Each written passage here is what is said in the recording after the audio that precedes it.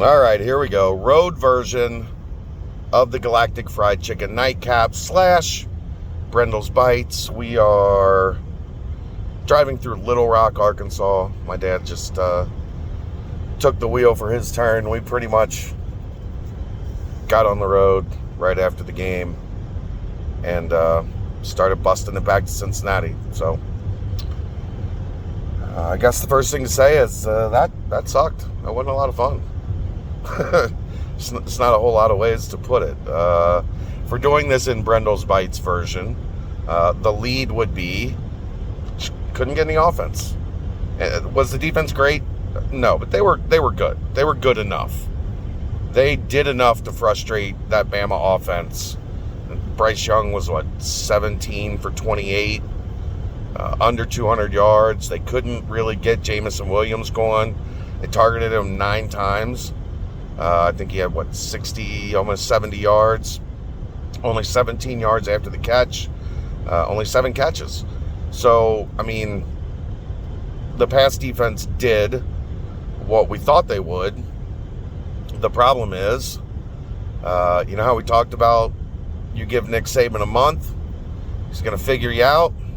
Not that was, rocket science to figure out, but he figured out. It's like rest in peace, John Madden. Here's what Nick Saban did. He looked at the tape and said, okay, we're going to use the Tulsa playbook with Alabama's players. And that was effective. Brian Robinson, 198 yards. Didn't get a lot of the glory getting into the end zone, but he was the one that moved Bama up and down the field. And then Bryce Young converted 3 touchdown passes, which were the only 3 touchdowns of the day. And offensively, the offensive line didn't have a great day. Des Ridder didn't have a great day. I don't think the game plan was overly effective, but I do think some of that is Des had, 4 passes knocked down at the line, including what would have been a touchdown to Alec Pierce on that first drive. There were some drops. Pierce dropped the second down pass, and that was a tough catch, leaping in the end zone with the crowd around him. But that's a play Alec Pierce can come down with. He didn't come down with it. Trey Tucker had a ball he could have caught for a touchdown. You had Tyler Scott had one on the sideline on a Dez scramble that was contested. That these weren't easy balls to catch, but if you're playing Alabama, you got to make plays. You have to make play. You have to have people step up and make plays. They couldn't recover the fumble on the muffed punt. They couldn't score twice when they did move the ball and get into Alabama territory and threaten. They had to settle for 2 field goals on those. So you just, you had these opportunities that were there. You get the interception from Brian Cook, and you go backwards. You get an interception at midfield with a chance, I think, 17-3 or 17-6 at that point, 17-3, 17-6. With it, I think it was 17-6, and if you get a touchdown, 17-13, maybe you go for 2 and make it a 1-score game. You had a chance multiple times, and really nobody stepped up and made a play. And you're not going to beat Bama that way. I mean, it's just, that's how it is. The other, we talk about giving Saban 30 days. He saw something on Des Ridder on film. When they got a read that Des Ridder was going short and wide, they got their hands up, knocked the ball down. Slants, outs, digs. It was very clearly in Alabama's game plan that when they had a read on those plays, they weren't bringing ends up the field. They were leaving guys standing at the line of scrimmage and waiting to get their hands up to get in the way of Desmond Ridder's passes. The result of that, as Des tried to adjust from it happening a couple times early, then he starts throwing the ball high, trying to get the ball over the hands of the defensive line, and missed a couple plays that were there because he was overcompensating for what had happened before. The offense had a bad day. It's unfortunate. It sucks. on the biggest stage. But that's what happens. That's what Bama does to you. Ultimately, though,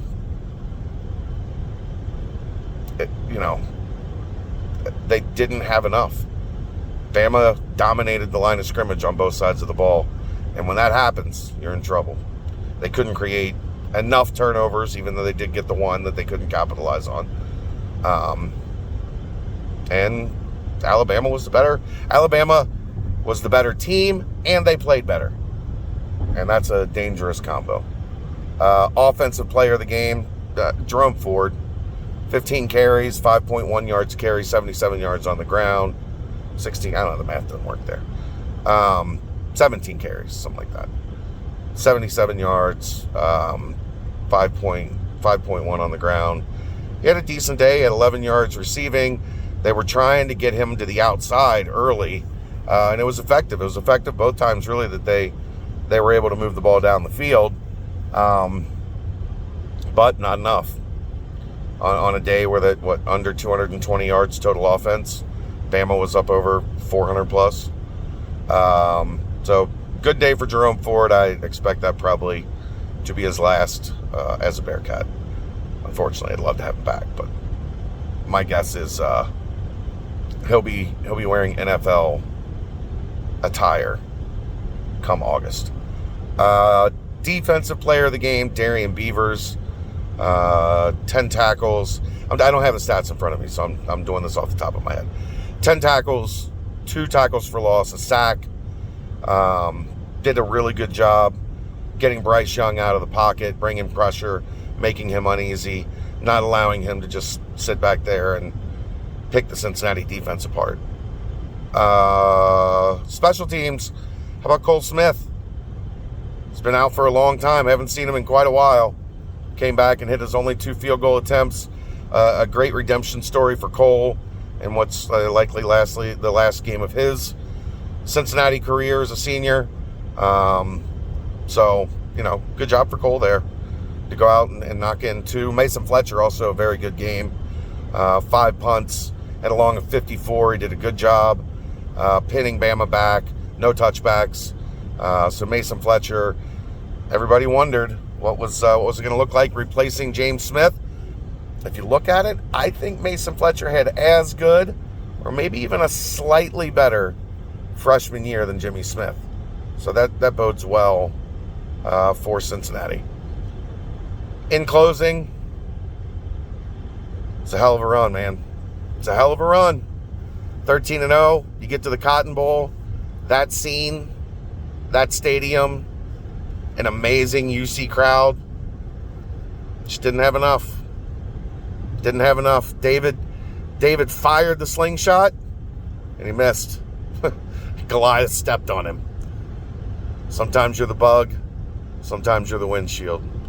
I'm sure we'll have plenty more to talk about this week on the BBP, the BCJ pod, pardon the punctuation, the nightcap, and all the content that will follow. It's a wrap for the 2021 Cincinnati Bearcats. January 2021, January 1st, 2021, heartbreak against Georgia. December 31st, 2021, domination at the hands of Bama. Everything in between was awesome. Just didn't get it done on those 2 days. Ironically enough, the only 2 teams that beat Cincinnati in 2021 will play for a national championship on January 10th. That's life. We'll see you next time. It's the BCJ Nightcap / Brendel's Bytes right here on BearcatJournal.com.